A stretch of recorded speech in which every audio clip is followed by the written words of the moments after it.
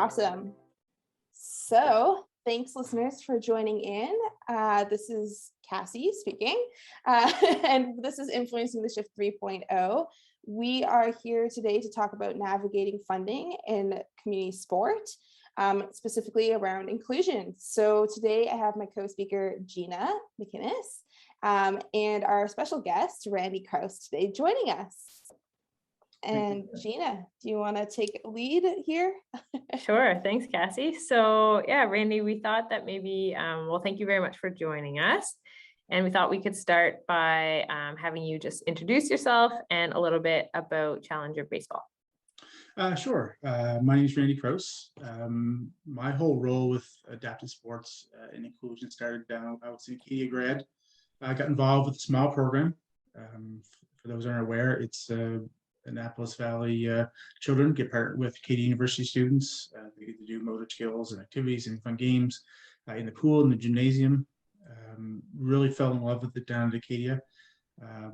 When I was, finished school, out working, an opportunity came to kind of combine the adaptive sport and baseball, my love of sport, with baseball and softball.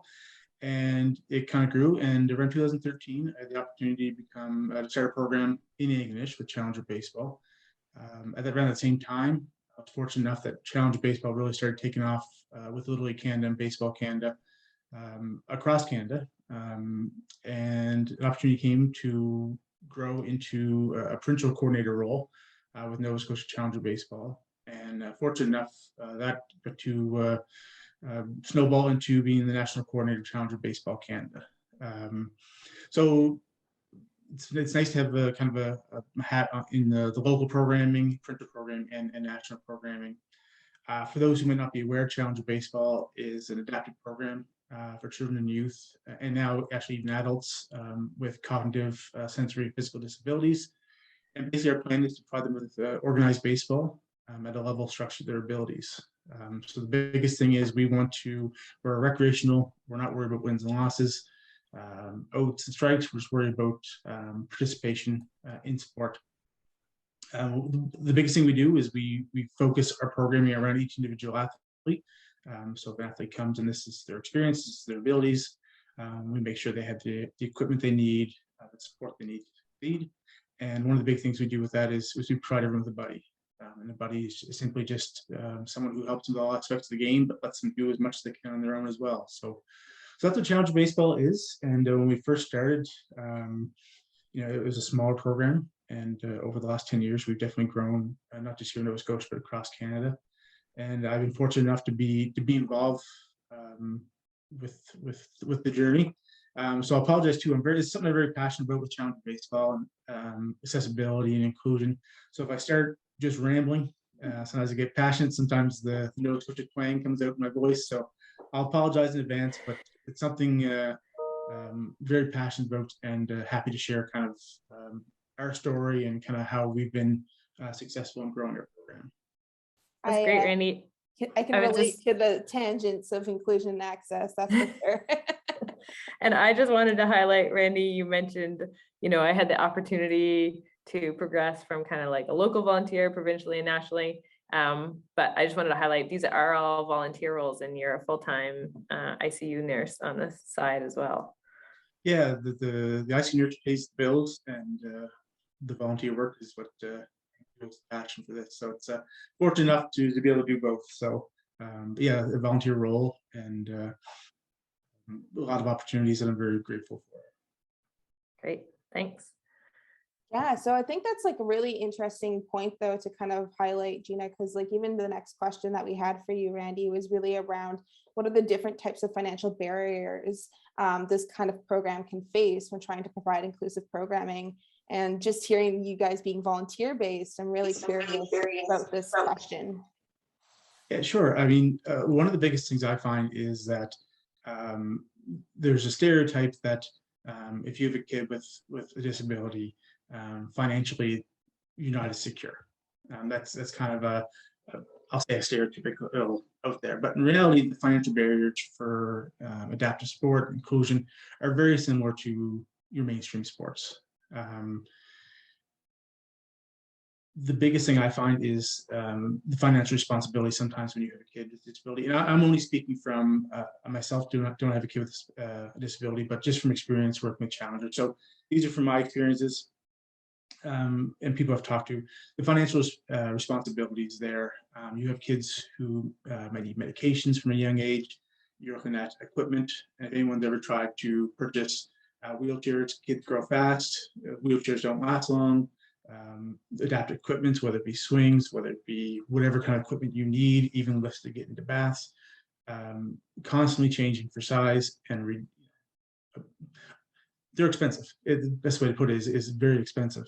Therapies they might go through, whether it's ADVK, whether it's physical therapy, occupational therapy, whatever they might need. There's needs there. Respite care for parents as well. There's a lot of needs, and from talking to a lot of parents, one of the biggest things they said is that they realize how important sport and physical activity are. The social aspect of it, the physical aspect, all the benefits of sports. Most parents are like, you know what, we know that. But when it comes down to it, if I have this number of dollars to spend, medications, therapies, and stuff that are going to help, and that's a usually take priority over sport and physical activity, even though the parents know the benefit of it. So that's kind of found of in terms of someone as a coordinator who need to take that into consideration. And one of the best stories I have, and I don't want to jump around here too much, was when we first started Challenge Baseball in Anganish in 2014. We had our program set and we had registration. The first person we said, we're going to charge $20 per head. That's going to help with our insurance, help with just getting started. Came to us and said, listen, I want to register my kid for Challenge Baseball. It's going to be great for him. I can't afford $20, but I'll give you $2 a week for the next 10 weeks. And that was an eye opener. And I said, you know what? Me and the other coordinators were like, no, it's free program moving forward. Because in your head, you're thinking, oh, $20, okay, no big deal. But for a lot of families, that $20, that might be the medication to it. That might be transportation to the grocery store, wherever it might be. At that point in time, we said, you know what, that was really eye-opening. This is before we even hit the field. And you're like, okay, $20, we're making it free. We're getting rid of that financial barrier for the program. So, I mean, the financial responsibility is the same as any other program. Families have priorities. Families can only afford to spend so much. And you can do your best as a program to work around that and try to provide as much opportunity as you can with the finances you have. So that's always difficult. Another big thing was transportation. It was really huge. And sometimes you take for granted that we're a two-car family here. Some families are a one-car family. Some families are a no-car family. Some families don't live in a bus route. Some families don't have family nearby. So we've had some families that have traveled, that have walked, 5-6 kilometers to get to the field. So you really take into consideration of, that financial barrier is where you're going to be playing. Is it accessible to the majority of the people? And you do your best you can, but that's always something to take into consideration too. Is realizing that transportation, is expensive too. And even if you take a bus, I'm not sure it's been a while since I've been in Halifax, but I think it's still $1.50, $2 to take a bus. You're doing that, back and forth. Maybe you have other kids. It can be pricey there as well. So always, when we're planning with transportation and the location of our programming here, our special events, make sure it's places that people can get to. One of the big things too is adapted equipment. We use a lot of safety equipment, so our kids range in ages from 4, like some of our older kids are up into 20, 21. Other programs have people who are older as well. And so a lot of our stuff is plastic, foam, safety equipment. Again, very expensive. So expensive to get this, even though it's less durable in terms of how long it lasts. So we're constantly replacing things, as well as too, if you start looking into sledge hockey, you start looking into wheelchairs for wheelchair basketball. These are larger scale items that it can get expensive after a while, and really time to there's lots of things you're like, oh, our program could really benefit from that, but it's $1,000, it's $2,000, $3,000, and it's budgeting there can be difficult, and it's one of those things where you kind of gradually try to grow your program and add things each year. But again, stuff's expensive, and especially when you're not charging a fee for a program, and you're giving up that revenue, the benefits of revenue, but you're also gaining the participants, but then you're also leaning on your grants and your fundraising in order to get this equipment. One example is we're looking at now getting it's called an overcomer. Basically, it's a bat that's on a almost like a T, and there's a lever. So if you're in a wheelchair, have low upper body strength, you could swing the bat by just pushing a button and a lever rather than having to swing. Very straightforward piece of equipment. But I mean, just to get one of those to a program, you're looking at $1,500. Get that purchased, shipped, taxes and all that stuff. So I mean, it's one of those things we could probably benefit having 10 of them, but we're going to try to start with one because of the cost. So that's the biggest thing is equipment costs are just, and that's like any sport. The equipment is expensive, and a lot of times the stuff you know you need, you may not be able to afford at that point in time. But you can kind of make a wish list of, you know, over the next number of years, this is the stuff we want to purchase. Randy, yeah. like once you decided, you know, that first year you heard the parents say that they could pay the $2 a week, and as an organization decided it really needed to be free, then you know, you guys were then taking on all those costs. So kind of we wanted to pick your brain about what funding channels you've been successful at using to support your inclusive sport programming. I know that you have been really successful because the program has grown so much. So just, yeah, if you could highlight kind of what those channels were. Sure. Yeah. The one good thing I find that about disability sport is typically you know what grants you're going to be able to.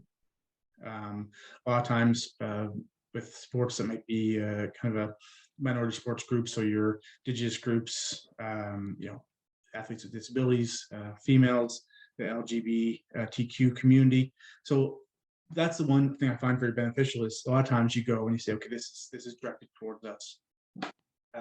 So with Sport Nova Scotia, the EDI grants that recently came out definitely benefit, you know, programs like ours, Sport Fund, our community development grants, and we've been very lucky. Jays Care Foundation, which is a charitable arm of the Toronto Blue Jays, after we've had the program going across Canada for 4 or 5 years, we kind of partnered with them loosely. They saw our program, they really enjoyed what we did. They jumped on board. So that's really been beneficial in terms of not just financial part of it, but the promotion part of it, the credibility part of it. And I'll talk a little about the partnership and collaborations here in a little bit, but I find a lot of whatever program you're doing, look at those who you're under the umbrella. So if you're doing programs for children with autism, talk to Autism Nova Scotia, talk to Autism Canada, say, hey, what do you have out there for grant opportunities, funding opportunities? And they might say, well, we don't have anything particular, but these are the stuff we go through at a national level or provincial level. And usually they're fantastic at saying, you know, they might come and say, listen, we're in the same boat as you. We're constantly trying to fundraise. Or they come and say, hey, listen, every year we get grants from this person, or these people are, you know, this program or this business or this organization are really good at supporting us. Why don't you contact them to kind of try to make that partnership? So we were very fortunate with having Baseball Canada and Little League Canada involved, and Jays Care Foundation. And that's who we kind of looked at that, you know, who was the, I'll call them the head honcho, who was the big across the nation that could help you out. And they've been very good in terms of partnerships. So right now we've rolled the partnerships to have Little League Canada, Little League International, Baseball Canada, the Toronto Blue Jays, Jays Care Foundation supporting the program. And that trickles down all the way down to each province. So with us, Baseball Nova Scotia, Little League Atlantic, and then everything that's kind of associated with that as well. So I'll mention the partnerships here in a little bit, but that was the biggest thing is look at those organizations that do the same things you do.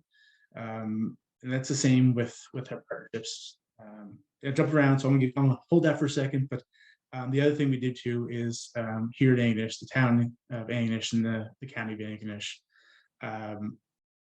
we were fortunate enough; they're very supportive of our program. They offer community development grants. They offer in-kind donations, whether it's field maintenance, different things. So wherever community you're in, talk to your local, whatever that may be, town, county, city.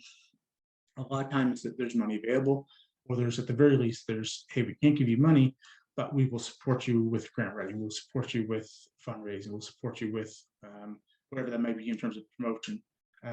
So again, it comes down to that partnership.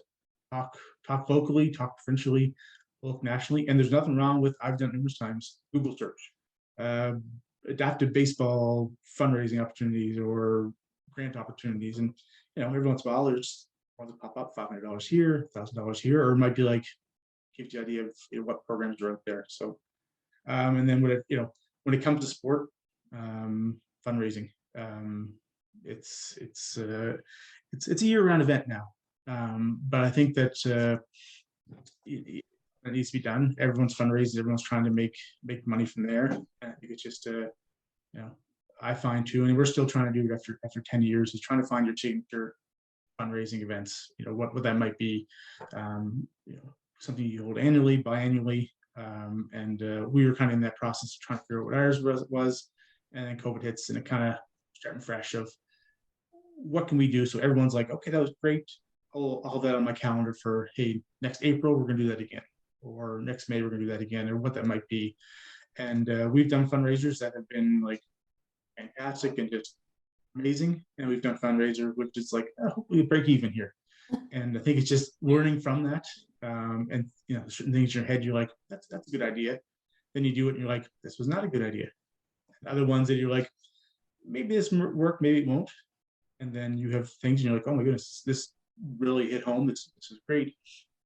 Really kind of trying to build off that. And one of the biggest things I found too, and I'll talk about it later on in terms of the grant writing, is I used to get really frustrated when I didn't succeed in something. If it was like, I was a fundraiser, we put a lot of effort into it and we made $100. It's great, $100, but in your head, you're like, that sucks. I was expecting more, but learning from that. So I was to really take it to heart and say, come on, Randy, you do better. But learning from that and then saying, hey, that idea was good, but maybe we add this to it, or maybe we take away this, or maybe we do it a different time of year. And that's kind of things we've always kind of just built on, and we've done hundreds of different kinds, and we've kind of narrowed it down to, okay, these work a little bit in our area, but if we go outside of our area, we do something like this. So it's fine-tuning, doing them and fine-tuning, and some are going to be hits and some are going to be misses in terms Randy, of that. So locally, have you found kind of the auction type fundraisers the most beneficial? Yeah, I was gonna ask that too. The most beneficial we used to have were events in person. So whether it be a concert where you had your concerts and people bought tickets. Once you got them in there, it's like, okay, well, here's 50-50. Here's a silent auction. Here's a live auction. You're in here. You may have a few drinks, you may not, but you're here you came to this event because you want to support our program. So once you're in here, here's the 3 or 4 things you can do. Just prevent that. And a lot of times people come and say, hey, I'm going to come to this program. I bought my $20 ticket. I have $100 to spend here. And they come and say, where can I give this out to? Now with COVID hitting, it's obviously harder with in-person stuff, but so now it was turning to social media and online. And since then, online silent auctions have been very beneficial to us. People don't have to go out. We can promote it through all the means of social media, and then people can fundraise and do their efforts from their own home. So in-person was great with the auctions and different activities. Since then, we've kind of had to adapt to what's out there and what we can do. Ideally, a mixture of both in person and at home. I think would be the best practice for us moving forward whenever we get to that point. And I think Great. you mentioned too, like just and I think you were going to say you were going to highlight it on more, but the partnerships. Have you found that partnerships have created sort of a sustainability to your financials, or does that ebb and flow as well? Yeah, so for us anyway, we really rely on the partnership part of it. For example, we were fortunate enough to build the Sandlot ball field, which is our our fully accessible ball field in Anganish back in 2019. When we first started, we took a few years to kind of just research and kind of see how was our ask going to be. And other areas that built programs and built fields like this were Moncton, Vancouver, Toronto, Ottawa. So bigger populations, bigger budgets. So for our ask to say, hey, we have a Challenger baseball program here. We have 40 to 50 kids. We want to build this $500,000 ball field. That's a big ask when it's just Challenger baseball. So along the way, you say, okay, well, we want to collaborate and partner with Monitor softball, Monitor baseball, 55 plus games, the town of Anganish, the county of Anganish, Special Olympics, Parasport, anyone who wants to come on board and be part of this. We're still doing our own program, but I mean, a lot of these programs, even though we're doing different sport or different means to get to that, our goal is mainly to provide opportunities for physical activity and support for these kids.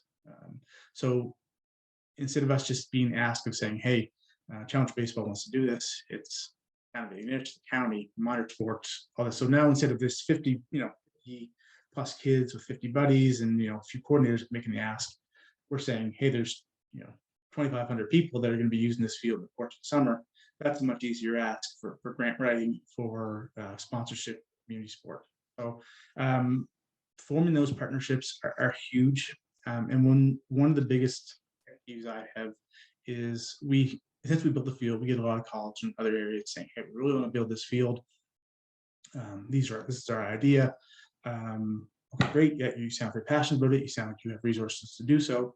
But then they say, like, well, we're not going to partner with Monitor Baseball because we don't get along with their coordinator, or they don't have the same kind of views as us. We just don't get along. We butt heads. And a lot of times without having those partnerships, you're not going to succeed. Because again, when it comes down to it, you're looking for the main goal. And what's your main goal? And yes, maybe I don't agree in English. I don't agree how they may run their program, different means than I do, but I do that goal is the same, to provide participation. So no reason we shouldn't be partnering together to provide. And very fortunate here in Anganish, we have the multi-sport program and the sport hub, which brought all our Monitor sports together. Again, we're not we're out having drinks and partying together and chatting up, but we all know that we have the same goals, and there's no reason we can't work together to make sport bigger than it is right now.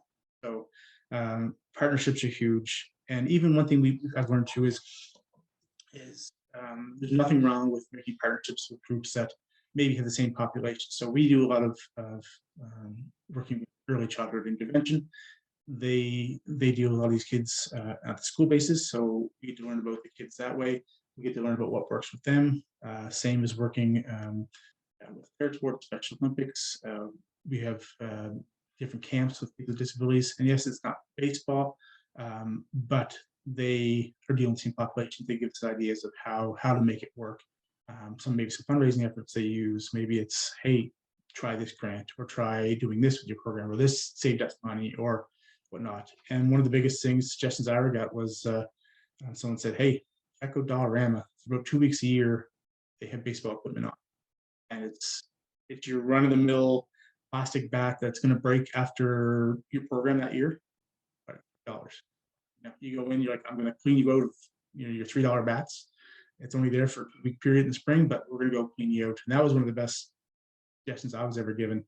It doesn't have to be that huge things, but another thing too, we deal with Best Buddies, Big Brothers Big Sisters. They have a history of partnering people with buddies. So yes, it's not baseball related, but it's what do you guys do? What do you guys look for and being a good match? Is it male and female? Is it females and males? Is it age group? Do you do someone who? How do you go do it? How do you kind of screen your buddies? How do you screen your kids? So we've really taken that and turned it into when we do our Challenger baseball program, we partner kids up with buddies. A lot of times, sometimes it's just a guess in terms of age and different things, but then we go to the field and we have a meet and greet. The field, families and athletes get to meet their buddies, and we can kind of see if it's a good match. And we always tell buddies, don't worry if you get there and all of a sudden it's like, you know what, that's not a good match, but this kid's going to be a good match with this, and we do some switching around. So don't be afraid to do that either. But the partnership's huge. Anyone who has any kind of history or education or training or experience with kids and youth with disability, we want to touch base and kind of learn from them. So, and there is a lot of groups out there. Some are better known than others. One of the best people we talk to are people who I'm like, I never heard of this before. And then you talk to it and you hear about the passion of it, and you hear about them, and they take stuff from us, we take stuff from them. And same with Challenger Baseball. I took most of my stuff from the Smile program I learned and kind of grew from there. I know sometimes the Smile program has taken stuff from us and used with their program. So a lot of it is sharing. They say it's not a competition. It's sharing and finding out, and we talk about finances of it, finding out about the Dollaramas, finding out about this grant I never heard of, or finding out about these partnerships, or why are you buying that? You should be doing this because it's cheaper or it's a better quality, it's whatever. So definitely leading on those partnerships, because it's what's the word? It takes a community, and it's definitely true with sport too. Anyone who you get in your corner definitely helps when you're making these asks to do that. Yeah, it really sounds like there's so many different, things that you have to think about. Like I just listening to you talk, it's overwhelming in some sense of all the different avenues you can take to approaching and, creating a sustainable program from, and to make it accessible, like you said at the beginning, from like a financial side for the participant. Like that's, not everyone has the ability to just say, yeah, we're going to make this program for free. So how, like, to find routes to be able to create a sustainable program and provide it for free, I think is quite the accomplishment, to be honest. And one of the things too, sometimes we don't think about enough in terms of, we look back at the kind of the barriers, promotion of a program. For the most part, if you were going to run hey, I'm going to run a minor soccer program or a minor basketball program for kids that are 6 to 8 years old, for the most part, as a parent, the community, you kind of understand of that's what you're going to get. You're going to get your kids going there. There's going to be soccer scrums, balls going everywhere, kids together. That's the way minor soccer's been for time. You kind of know what you're going to get. When we come out and say we're going to do Challenger Baseball, for the longest time, people are like, "What is Challenger Baseball?" So I know for the first 6 or 7 years, the conversation was constantly, "This is what baseball is. This is what we do. This is what it looks like." But if you're not involved with it and never seen it before, sometimes it's continuously explaining to someone. Like, the easiest thing is come watch, see how it is. So it took, and I'll get on the patience part of it here shortly, but it took a long time to go from what is Challenger Baseball to how do I get involved with Challenger Baseball. And even now, there's people who might not know what Challenger Baseball is. There's people in Anganish. We don't have a huge area. We've been around for 10 years. We have 4,000 people in our general town. I think there's 10-ish thousand in the county. So we've been around for 10 years, and I still have people who I know live in town who are still like, "Oh, I never heard of Challenger Baseball," even though you think you're doing a good idea of promoting it. But when you look at it, we have 50 kids in Anganish. There's 350 kids playing in Nova Scotia, 8,000 across Canada. Numbers sound great, but when you look at the numbers that it could be, still in that, what is Challenger Baseball, telling more about it. But we've slowly started to get over to the how do I get involved. I've heard of it through my friend's friend, or my kid's buddy at school does it, or I saw a commercial, or I saw something like that. So the promotion part of it is definitely a barrier, because with any kind of promotion and time, there comes a price with that too. And with inclusive programming, I'll talk to patients here in a second, but there's usually families, volunteers, people who are involved. Even when you're writing grants or you're asking for support, you need that direction. You need to provide more information, more training, more education of, this is what our program is. Because some people come in and say, "Hey, I play baseball, I know the rules, whatever." It's totally different. It's okay if you know baseball, but do you know kids? How you have to kind of help people. Some people come in, they're naturals, they can, they're great with it. Other times, like, well, we know we play baseball at a national level, but I don't know how to interact with a kid in a wheelchair. I don't know how to act with this kid has braces. I don't know, am I gonna hurt this kid? Whatnot. So that's, again, it comes with the cost of education of what the program is, the training costs, the guidance of even we've had parents who are like, I know what your program is. I think it's going to benefit my kid, but I'm not there yet because my kid's 16. They've never been involved with sports or has an opportunity for sports. I'm just going to take a bit to see. And there is that education part of it. And again, it comes with costs, just the early stages and the continuing of development and education to everyone involved. Because sometimes, as someone who's been involved for 10 years, sometimes you forget in your head, like, oh yeah, that's challenge baseball, this is what it is. But sometimes you're like, okay, there's a lot of people who don't know what it is, and not just challenge baseball, but there's some people who are still like, okay, what specialties again? How's that? I know the name, but how does that work? Okay, I know parasport, what sports are involved. I know sledge hockey, but how do I get involved? Like, can I do this? If I do this, so it's the education part of it. I think there's also like a trust piece though, because like, as you mentioned, like, and I see this all the time, like an organization might consider providing an inclusive programming and then they promote it and they, build the program itself and then they administer it and only 2 or 3 participants show up and they see it kind of as a failure. And it's like, no, like, this family and this population, it takes that trust building. You need to do it a couple times, and as you said, like, it's such a tight-knit community that I think once one person or 2 people feel like they had a safe and fun experience where their needs were met, they're going to share that with others, and slowly that number will increase. But I think sometimes, especially in sport and programming in general, like, you want to see that number, because if you don't see that number, why would I continue running it? So it is a bit of like a mindset change in that way, and I think it's like worthwhile like sharing that piece, because of, I think, we don't necessarily recognize it in that way all the time. But definitely, and I think like that's kind of leading into our final question. Like, Randy, you clearly have an abundance of experience in this area, and you've hit on a lot of really important key points. Like, what advice would you actually give to an organization who doesn't feel like they necessarily have, in some words, the financial capacity to provide inclusive programming? Because you hear this in sport all the time. Oh, we want to provide those opportunities, but we don't necessarily have the capacity. And within that, it's typically a financial component. So I guess, knowing the breadth of the work you've done over the last 15 years, did you say? Somewhere in there, yeah. I think, fog now. Yeah. I feel like you're a great person to ask this question to, for others that want to, start also providing inclusive sport. Yeah, the biggest thing is be patient. Before we even started our program, we had 2 years of just purely, should we do this? Do we have the means to do this? Is this going to work? Is it going to crash and burn? Is it going to be fantastic? And we didn't really know, but start small. Have that patience of put the time in, do the research, to find out things like, okay, well, this area has in Bedford, there's a Special Olympics on Tuesday nights. Well, we shouldn't do our program on Tuesday nights. What age group we're going for?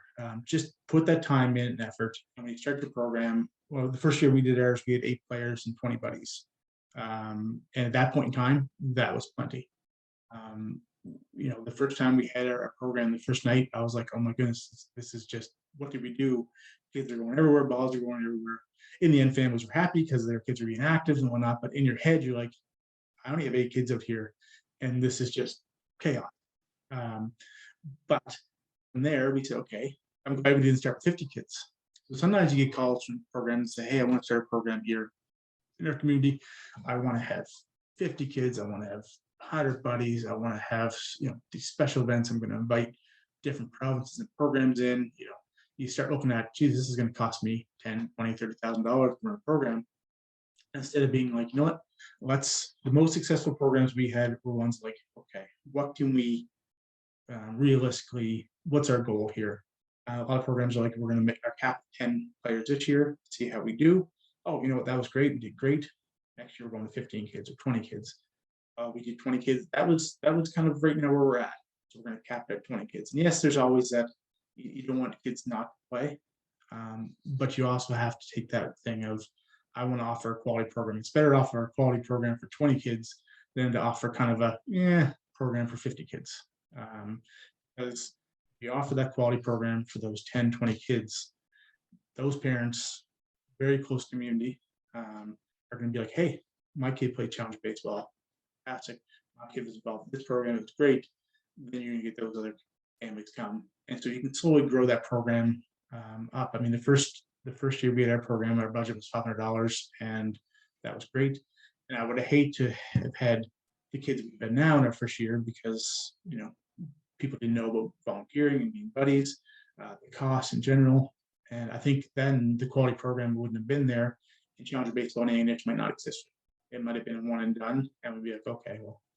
And a lot of times too, you have, I think with a lot of families, not just with families who have a disability, some programs, there's a lot out there to do.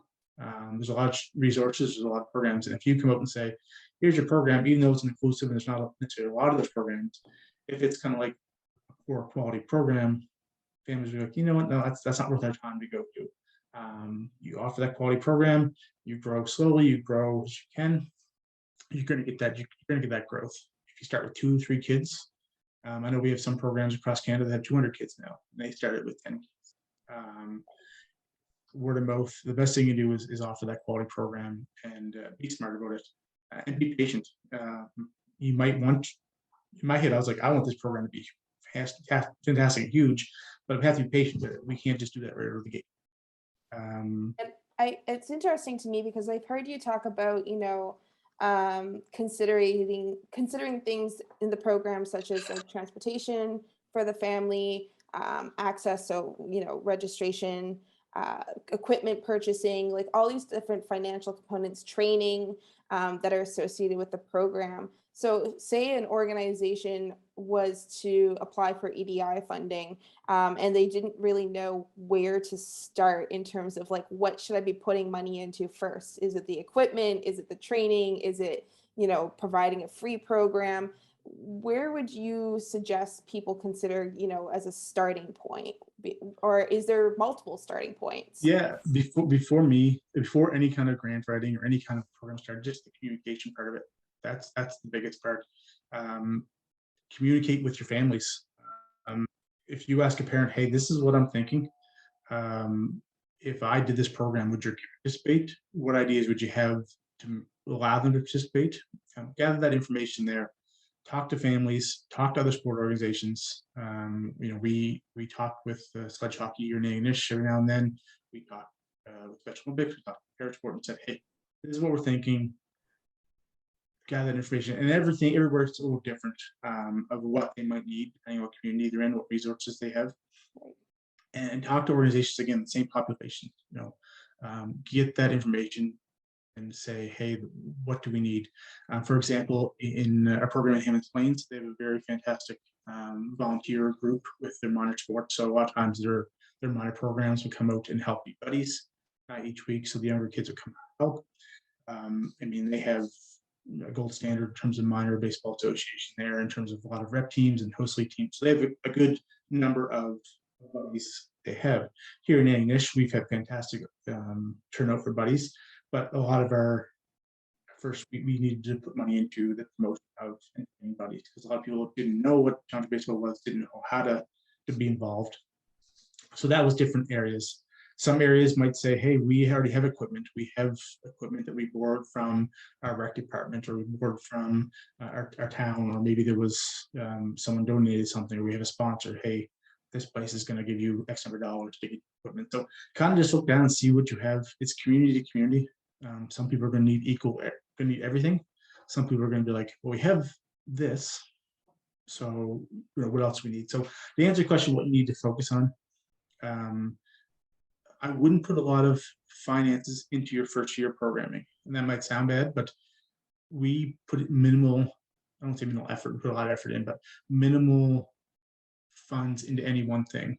Our first year, our shirts were our basics, a cotton shirt, $10 a shirt. Our equipment was a dollar store, very equipment that wasn't going to last a year, which was fine because if our program was crashed and burned, okay, well, our equipment's gone. So we didn't put a lot of money into that. We put money into promotion to more sort of promote the buddy aspect of it. Because in my head, I was like, I don't want to promote the program too much because I don't want to end up with 30.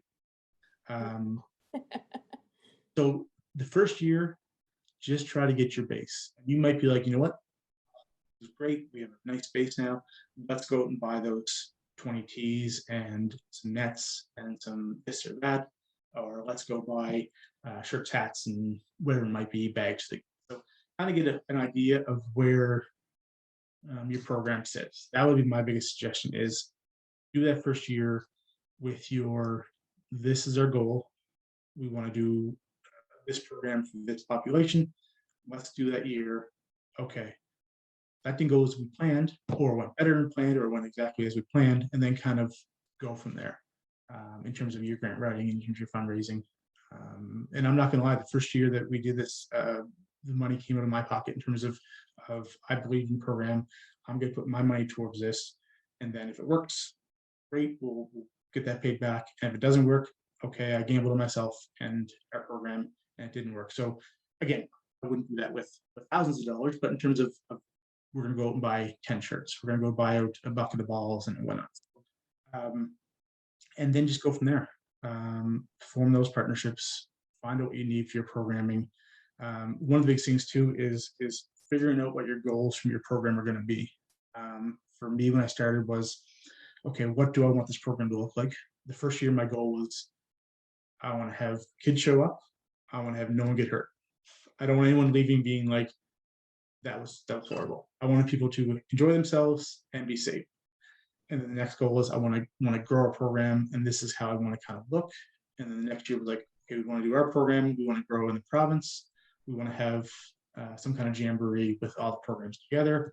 And the following years, like we want to do a bigger special event, or we want this. And each year, kind of making goals. I've been involved with some programs that their goals are, we want to have at the end, we want to have this number of kids. We want to go to travel to Toronto for an actual jamboree. We want to do this. I've had other programs that said, nope, our program starts June 1st. We end August 1st. We don't do medals. We don't do certificates. We don't do this. This is our program. You come, you play, you go home, and we'll see you next year. All of them successful.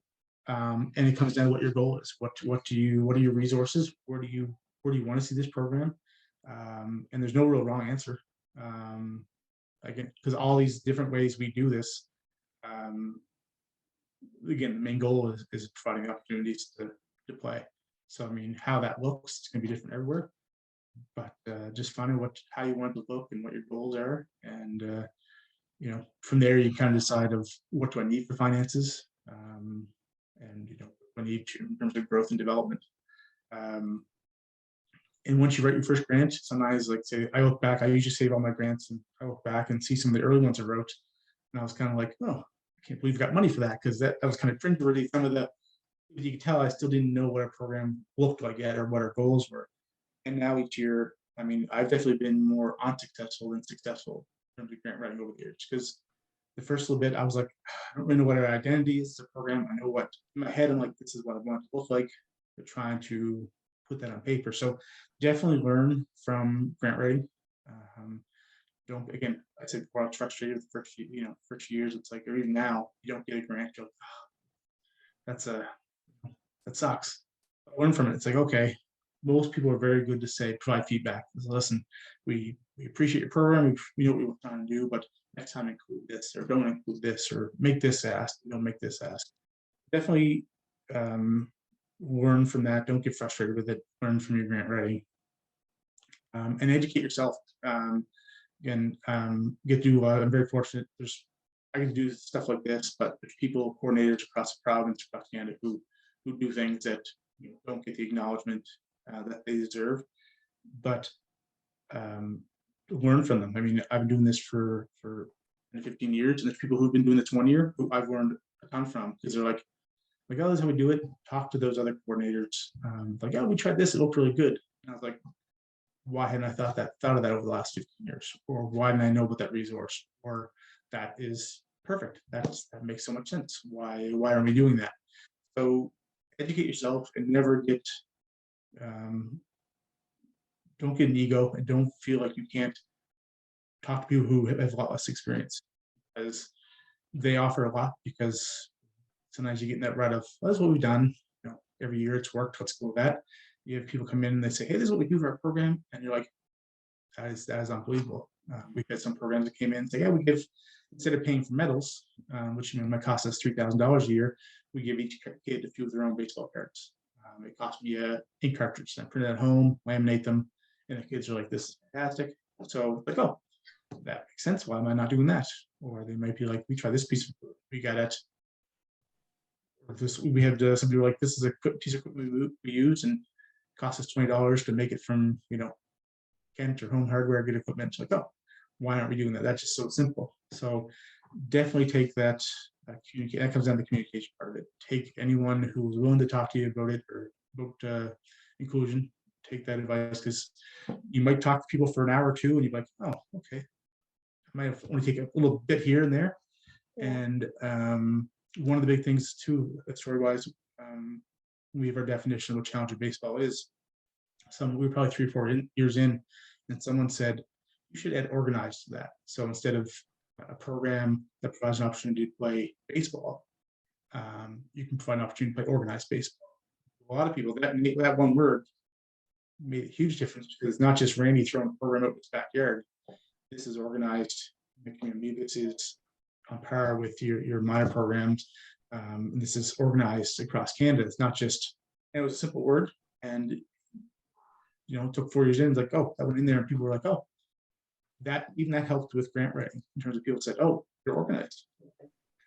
In my head, I assumed they thought I was organized, but having that word in there was huge. And there's different things you get, sentences, words, and there's one big thing we try to do now is each year we try to, even working with J-Scare and Baseball Canada, Lily Canada, one thing I've really learned is each year they take their documents and they just go through them. Does this still hold? This held true in 2020. Does it still hold true in 2021, 2022? Do we change wording? What more do we know? Ooh, that was good back in 2019. Can't use that now because that's not appropriate, or this is a more appropriate thing. So definitely, that's one thing I started to do is each year go over my documents and say, okay, it's instead of just being like, okay, I'm going to change the date from 2021, 2022, and print, we're good. It's taking that time, find those words, find those sentences, and it seems simple and it seems common sense, but it's definitely helped with grant writing and with finding support in the community. So I think that's too, is just constantly looking over your program and trying to better it, and not you can be satisfied with your program, but always try to find ways when you can make changes or make things a little tweak.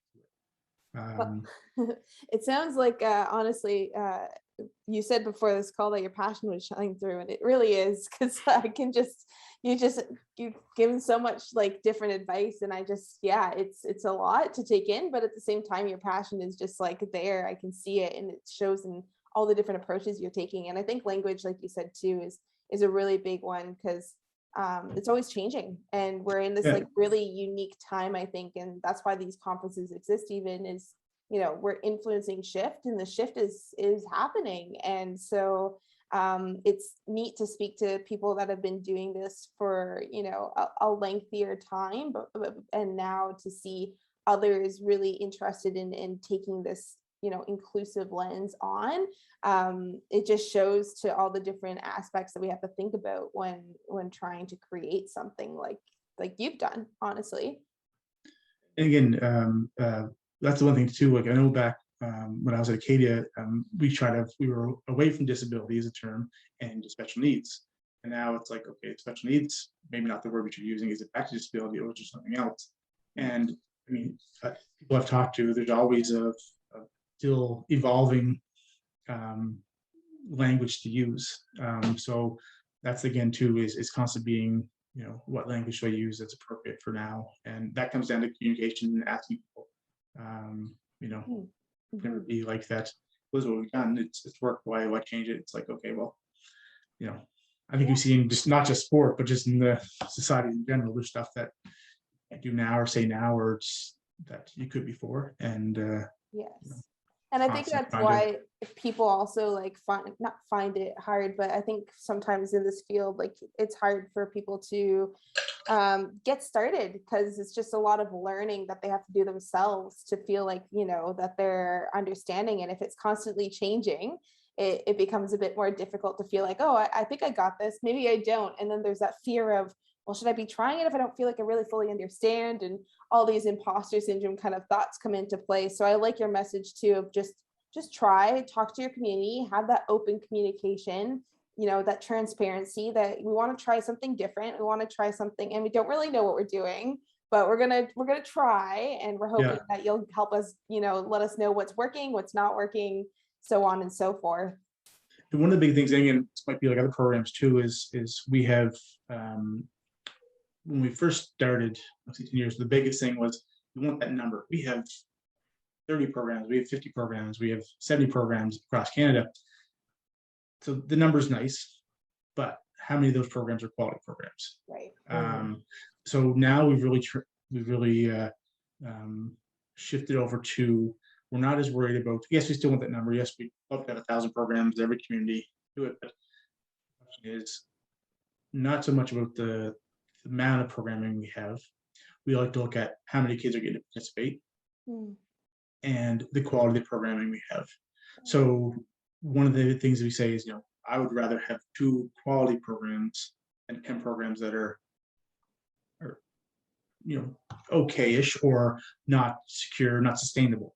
And one thing we really push families or programs we see a lot of now is we might have some areas, especially in Ontario, large population, a lot of places, there might be 3 challenger programs in one area that are half an hour from each other. They're smaller programs. They're looking always with resources.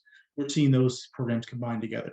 So instead of having 3 programs, which looks good on paper, these are 3 programs. Now we have 1 program, which might look not as good on paper, but the number of participants is still the same, and the quality of programming is better. So really turning your attention away from, necessarily the number of programs, but how the quality is and how many kids get to participate. That's something we really looked at as well. So yeah, no, I think that's great. I'm just looking at our time and we have to wrap up here, but Gina, I want to give you the moment to ask any follow-up questions if you have any.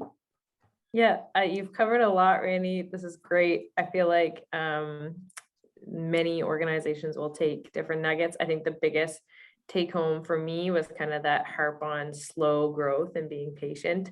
And with the slow growth, you have that learning process, like have the time to learn and reflect, which I think is so important. And then providing that like quality program. So for me, that's kind of one of the biggest take homes. And I'm sure through this, you'll probably have some more people contact you about specifics on all the aspects that you've harped on here, but it's great to be able to pick your brain.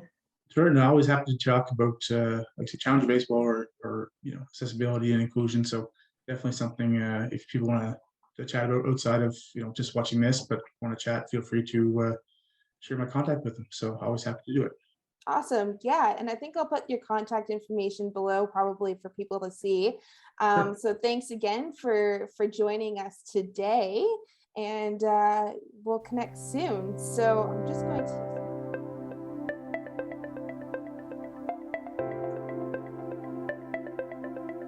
Thanks for tuning in to today's conversation on Influencing the Shift 3.0. Influencing the Shift would not be possible without the Northern Inclusion Access Committee. Its representatives are made up from varying organizations within the northern region of Nova Scotia, including partners from East Hants, Colchester, Pictou, and Cumberland counties. These partners identified a gap in service delivery within the sport and recreation sector when providing opportunities for persons living with disability. We all play an important role in shifting towards a more inclusive sport and recreation sector for individuals with varying abilities. Let's start by influencing the shift.